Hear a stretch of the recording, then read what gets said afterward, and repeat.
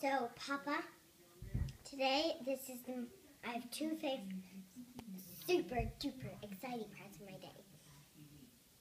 This is all about a new person visiting in our class. He'll always be there, at least until the new kindergartens come. So it's we have a class pet. What? Yes. I didn't know that. What is it? Today, Miss Davis brought in a guinea pig. A guinea pig? Yes, and we had to stand in line and we got to pet him. He's been scratching himself and it's fur came off and you can see some of his bright red skin. He's growing back new hair. Yes. Did you guys give him a name?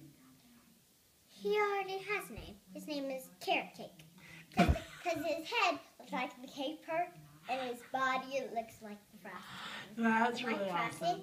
And we got to pet him. If you pet him on the nose, he might think your hand is a carrot.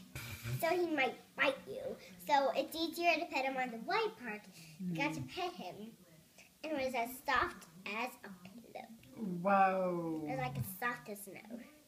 Do you have another story?